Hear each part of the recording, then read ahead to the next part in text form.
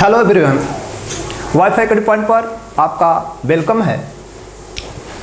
Wifi कड़ी point NEET preparation का जो अपना एक सीरीज स्टार्ट किया है, जिसमें आप नीट स्पेशल कैप्सूल केमिस्ट्री में लॉन्च किया गया है कोविड-19 को देखते हुए। आज उस सीरीज में हम लोग एक नेक्स्ट टॉपिक पर डिस्कशन करेंगे, नेक्स्ट टॉपिक के क्वेश्चन सीरीज पर डिस्कशन करेंगे और वो टॉपिक है कोऑर्डिनेशन कंपाउंड। तो कोऑर्डिनेशन कंपाउंड के कुछ क्वेश्चंस हैं, उस पर हम डिस्कशन करेंगे। तो आज स्टार्ट करते हैं क्वेश्चन फर्स्ट। क्वेश्चन फर्स्ट कह रहा है विच आर, देखिए क्वेश्चन फर्स्ट हमारा क्या कह रहा है, which are following pair of d orbital will have electron density along the axis. Means यहां पर जो क्वेश्चन में आपसे पूछा जा रहा है कि कौन से डी ऑर्बिटल के जो पेयर हैं उनकी में इलेक्ट्रॉन डेंसिटी क्या होती है, अलोंग द एक्सिस मैक्सिमम होती है। तो शायद आप डी ऑर्बिटल्स के लिए थोड़ा बहुत जानते होंगे कि जो डी ऑर्बिटल्स टू टाइप होते हैं, एक्सियल और नॉन एक्सियल। एक वर्ड आता है एक्सियल, एक्सियल होता है जो अलोंग द एक्सिस होता है, उसमें दो ऑर्बिटल्स आते हैं जिनमें नाम होता है डी जेड स्क्वायर और d x square minus y square, और इसको हम लोग नॉर्मली वे में ईजी ऑर्बिटल से पढ़ते हैं। ये अलोंग द एक्सिस के ऑर्बिटल्स होते हैं। और एक होता है नॉन एक्सियल। क्या होता है? Non axial, that is between the axis. ये कहाँ पर पाया जाता है? ये बिटवीन द एक्सिस पाया जाता है। ये बिटवीन द एक्सिस पाया जाता है, जिसमें होता है d x y, d y z, d z x. ये थ्री ऑर्बिटल्स होते हैं। तो एक्सियल में जो आप देखेंगे इसी को हम अलोंग द एक्सिस कहते हैं, जिसमें कौन कौन आते हैं? एक्सियल ईजी ऑर्बिटल, जिसको हम किस में पढ़ते हैं? Along the axis. तो अलोंग द एक्सिस में अगर हम लोग बात करेंगे तो हम ढूंढते हैं इसमें अलोंग द एक्सिस वाले ऑर्बिटल्स कौन से हैं। तो डी ऑर्बिटल्स टोटल कितने होते हैं? इसको हम T2G कहते हैं। क्या कहते हैं? T2G, that is triple D generate and double D generate. और दोनों को मिलाकर 5 डी ऑर्बिटल होते हैं। उस 5 डी ऑर्बिटल्स में अलोंग द एक्सिस वाले कौन है? ऑप्शन खुद दे सकते हैं। ऑप्शन नंबर कौन होगा बताओ? सी ऑप्शन होगा, जिसमें लिखा गया d z square and d x square minus y square. Now second question पर हम लोग डिस्कस। तो सेकेंड क्वेश्चन हमारा क्या कह रहा है, the correct order of the stoichiometric of silver chloride found when AgNO3 in excess is treated with the complexes COCl3। First हमारा कॉम्प्लेक्स क्या है, किसमें AgCl3 को हमें ट्रीटेड करना है? अगर देखा जाए पहला किसमें ट्रीटेड करना है, तो इसको हम देख सकते हैं पहला में ट्रीट करना है COCl3 AgNO3, दूसरा क्या है COCl3 5NH3 और तीसरा है COCl3 4NH3। ये हमारे पास तीन कॉम्प्लेक्स हैं। और हम जानते हैं बर्नर थ्योरी का स्टेटमेंट हमें यूज करना पड़ेगा।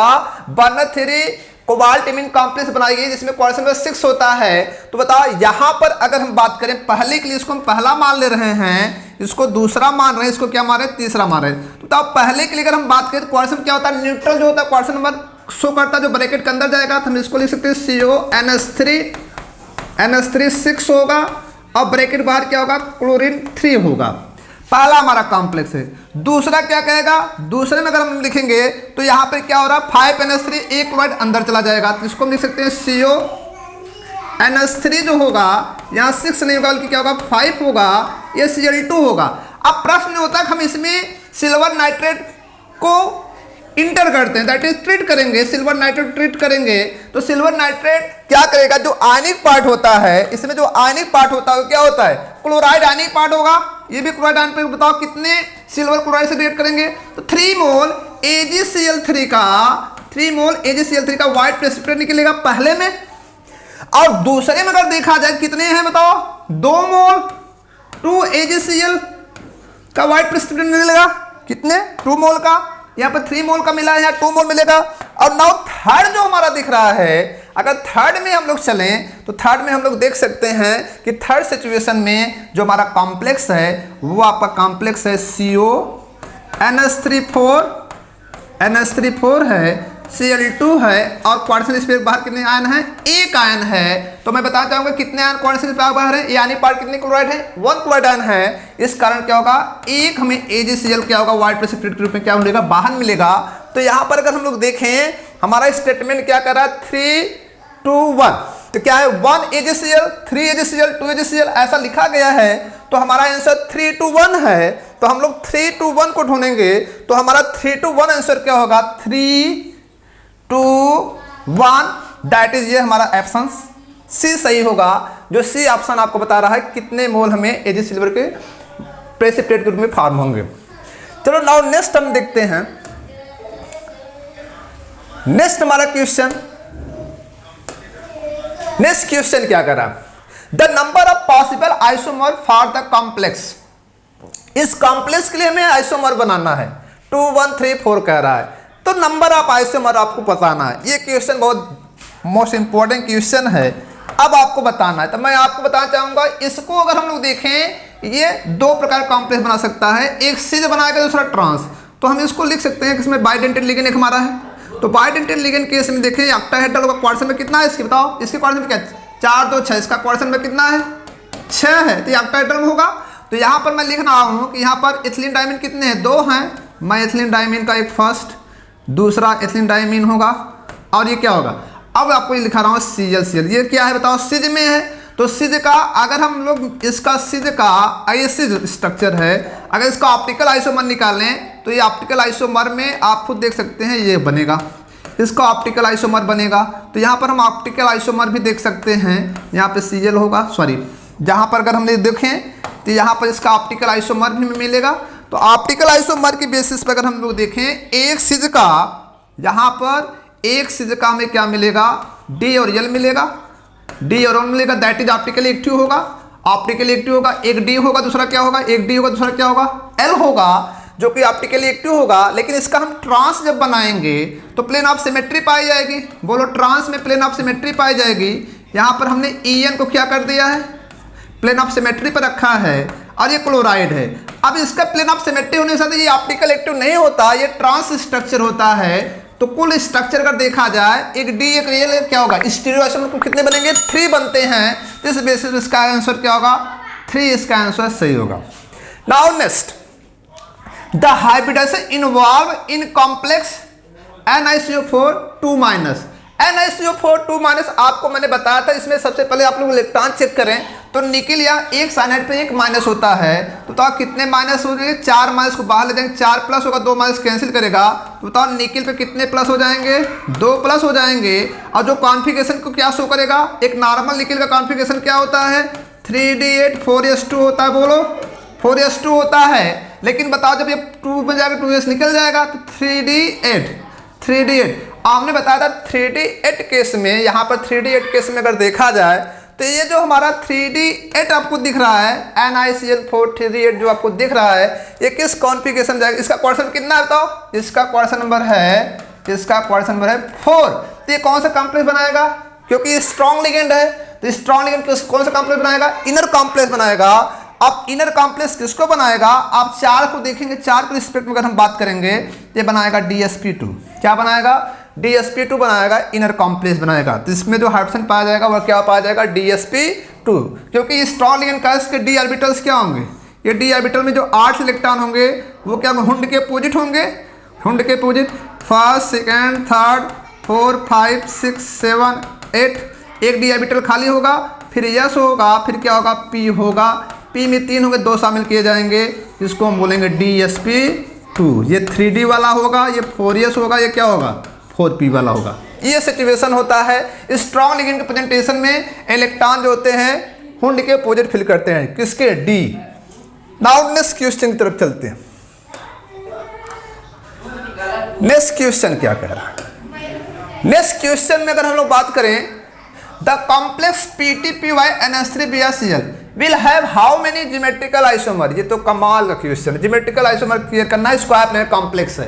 अब आपको स्क्वायर प्लेनर मैंने बताया था, इस टाइप कॉम्प्लेक्स में पहले आप मेटल बना लें, और मेटल बनाने के बाद मैंने बताया ये स्क्वायर प्लेनर कॉम्प्लेक्स हैं, क्योंकि प्लेटिनम मैंने बताया था कि प्लेटिनम के साथ चाहे स्ट्रॉन्ग लिगेंड हो चाहे वीक लिगेंड हो, हमेशा square planar that is DsP2 में जाता है।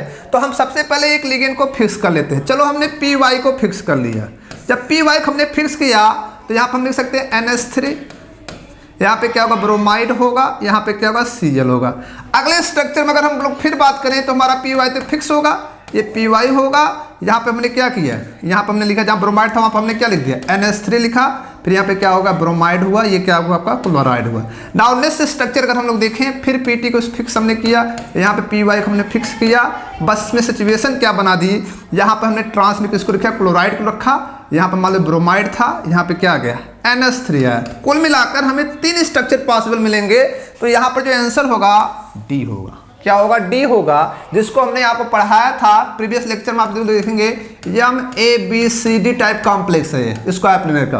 नाउ नेक्स्ट क्वेश्चन आते हैं, which one of the following is a outer orbital complex exhibit paramagnetic behaviour. मतलब आउटर ऑर्बिटल कॉम्प्लेक्स भी हो, पैरामैग्नेटिक हो। सबसे पहले तो आप लोग ये क्लियर करें कि इस निकल्स में अगर देखा जाए, निकल केस में अगर देखें तो निकल में कितने प्लस आ रहे हैं, निकल में कितने प्लस आ रहे हैं, 2 प्लस आ रहा है।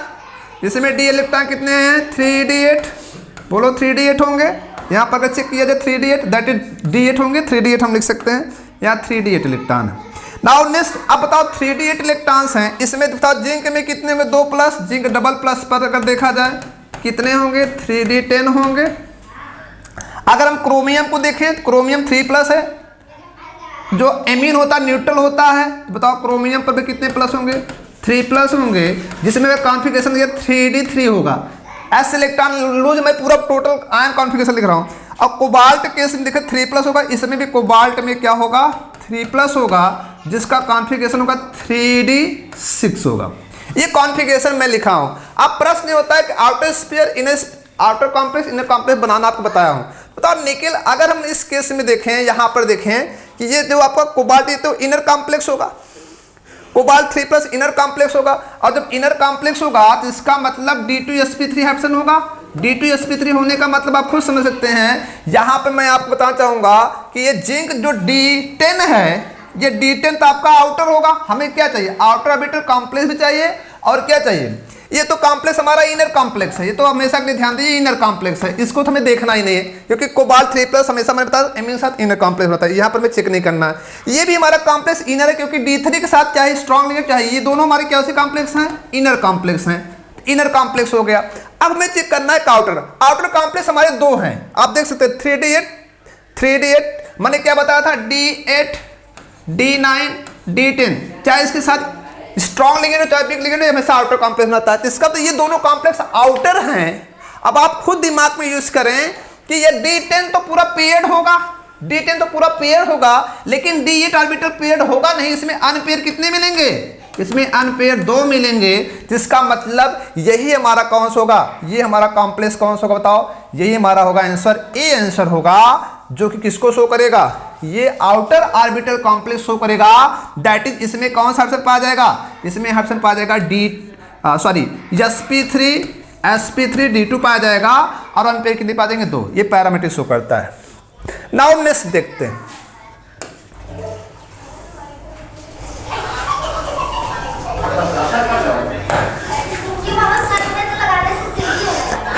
नेक्स्ट क्वेश्चन ये कर रहा है the number of unpaired electron in the complex ion hexa fluoro cobaltate third. Hexa fluoro cobaltate third में हमें बताना नंबर ऑफ अनपेयर इलेक्ट्रॉन। तो बताओ सबसे पहले हम लोग देख लेते हैं, ये जो इस केस में अगर हम लोग देखें तो कोबाल्ट पर 3 प्लस होगा, और ये 3 प्लस के साथ साथ आप देख सकते हैं कि 3 प्लस जब होगा तो इसमें डी कितने होंगे, बताओ, इसमें जो डी इलेक्ट्रॉन होंगे वो होंगे 3d6 होंगे, कितने होंगे, 3d6 होंगे। और 3d6 साथ मैं आपको बताना चाहूँगा ये आउटर कॉम्प्लेक्स होता है, और आउटर कॉम्प्लेक्स होने के साथ इसमें कौन सा आंसर पाया जाएगा, sp3d2। sp3d2 पाए जाने के कारण इसमें जो डी इलेक्ट्रॉन्स होंगे वो हुंड के अकॉर्डिंग होंगे। हुंड क्योंकि बिग लिगेंड है, 1 2 3 4 5 और 6, क्योंकि इसमें यस ये खाली होगा, p3 खाली होंगे, और डी आउटर वाला खाली होगा। तो यहाँ पर ये सिचुएशन होती है जिसको हम कहते हैं sp3d2। तो इसमें अनपेयर कितने मिल रहे हैं, बताओ, 4 मिल रहे हैं। कितने अनपेयर मिलेंगे, 4। तो यहाँ पर आंसर होगा ये आपका D4, क्योंकि डी ऑर्बिटल में कितने अनपेयर दिख रहे हैं, बताओ, 1 2 3 4। sp3d2 कॉम्प्लेक्स होता है outer complex. Now next, pick out the correct statement with the respect to MnCN4 3-। आपसे ये पूछा जा रहा है कि Mn मतलब magnet hexacyano magnet 3 minus magnet जो आपका ये आपका जो कॉम्प्लेक्स है, इस कॉम्प्लेक्स के लिए हाइब्रिडाइजेशन पूछा जा रहा है, कौन सा ऑप्शन होगा। तो बताओ अगर एमएन में अगर हम लोग चेक करें तो आपको मैं बताना चाहूंगा इसमें एमएन पर कितने प्लस होंगे, क्योंकि एक सीएन पर एक माइनस 6 सीएन माइनस 6 माइनस बाहर लग जाएंगे, 6 प्लस 3 माइनस कैंसिल कर 3 प्लस होगा। तो एमएन 3 प्लस का जो कॉन्फ़िगरेशन होगा वो क्या होगा, 3d4 होगा। बोलो 3d4 होगा कि नहीं, 3d4 होगा। और हमने बता चुके हैं d4 d4 d5 d6 d7 अगर लिगेंड क्या हो, स्ट्रॉन्ग लिगेंड होगा तो इनर कॉम्प्लेक्स बनाएगा। बताओ इसका क्वाड्रेशन में कितना है, बताओ 6 है, तो इनर कॉम्प्लेक्स बनाएगा। तो बताओ इनर कॉम्प्लेक्स क्या होता है, 6 क्वाड्रेशन में d2sp3 होगा। तो बताओ यहाँ पे हमारा जो ऑप्शन आएगा इसका, क्योंकि ये लिगेंड हमारा क्या है, साइनाइड स्ट्रॉन्ग लिगेंड होता है, क्या होता है, स्ट्रॉन्ग लिगेंड होगा। इसलिए क्वाड्रेशन नंबर 6 के लिए ये क्या शो करेगा, d2sp3 हाइब्रिडेशन और ऑक्टाहेड्रल, ये ऑप्शन होगा हमारा, क्योंकि इनर कॉम्प्लेक्स बनाएगा। तो बताओ d2sp3 हाइब्रिडेशन होगा, तो ऑप्शन नंबर कौन सही होगा, सी सही होगा। ऑप्शन नंबर हमारा सी सही होगा, जो कि आपको दिखाया जा रहा है, सी ऑप्शन हमारा क्या होगा, राइट होगा। हम नेक्स्ट क्वेश्चन की तरफ चलते हैं।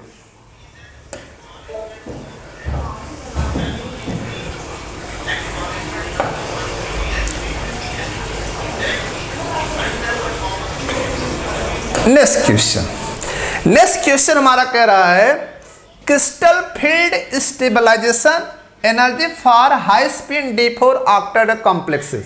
ये हमारा कमाल का क्वेश्चन है। अब हमें ये जानना पड़ेगा हाई स्पिन कॉम्प्लेक्स में होता क्या है। तो क्रिस्टल फील्ड स्टेबलाइजेशन एनर्जी के लिए मैं आपको बताना चाहूंगा कि कॉम्प्लेक्स 2 बनते हैं, एक में एनर्जी गैप कम होता है जिसमें क्या होता है, T2g नीचे होता है, Eg ऊपर होता है, एनर्जी गैप कम होता है।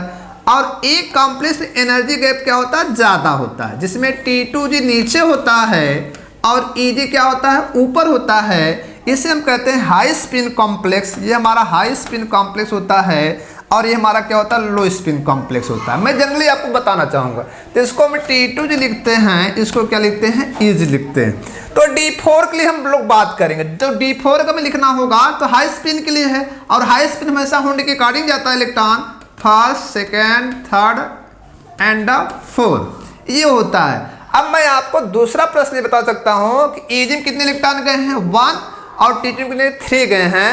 तो अब हम लोग क्या करेंगे, हम अपने एक फार्मूले को यूज करेंगे।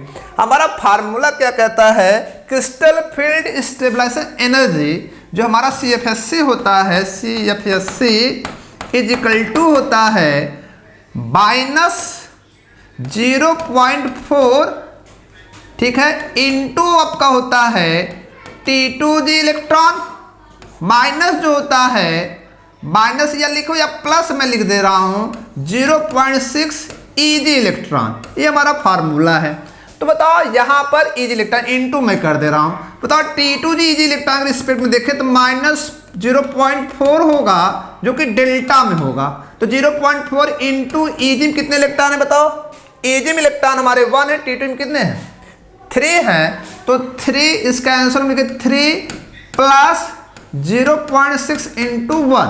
तो बताओ क्या हो जाएगा, यहाँ पर हो जाएगा -1.2 प्लस 0.6, जिसका आंसर आएगा -0.6 डेल्टा O होगा।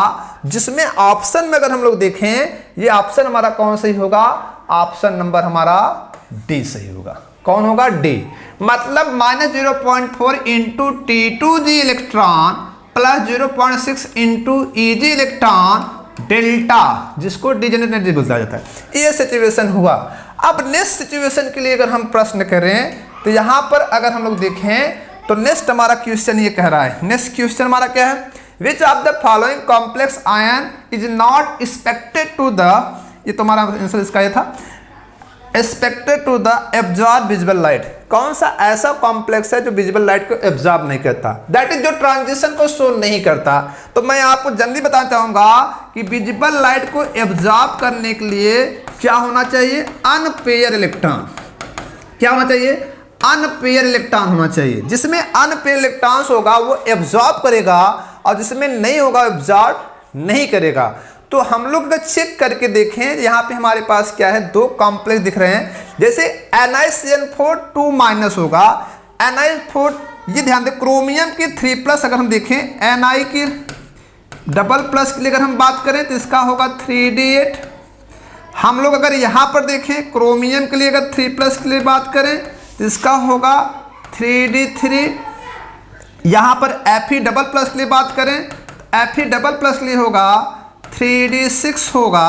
लास्ट में हमारा है Ni++ के लिए होगा, जिसमें भी होगा 3D8 होगा। लेकिन ये सिचुएशन ये होती है कि ये सभी आउटर कॉम्प्लेक्स, इसमें जो सिचुएशन हो रही है सब में क्या होता है कि पेयर इलेक्ट्रॉन, आप देखेंगे यहाँ पर अनपेयर, हमें क्या, not expected to absorb visible light. तो एब्जॉर्ब विजिबल लाइट के लिए अगर हम लोग प्रश्न करें तो यहाँ पे होता क्या है कि अनपेयर इलेक्ट्रॉन के रिस्पेक्ट, देखिए जो हमारा पहला एग्जाम्पल है जो कि स्ट्रॉन्ग लिगेंड कॉम्प्लेक्स है, अभी हमने देखा कि जब स्ट्रॉन्ग लिगेंड कॉम्प्लेक्स होता है तो इसमें जो डी इलेक्ट्रॉन्स 8 होते हैं वो पेनिट्रेट कर जाएंगे। और कौन सा ऑप्शन देते हैं बताओ, DsP2 देते हैं। कौन सा देते हैं, DsP2 देते हैं। DsP2 के रिस्पेक्ट में अगर D8 को हम लोग देखें, 3D8 इलेक्ट्रॉन्स ये सब पेयर्ड कर जाएंगे हुंड के अकॉर्डिंग।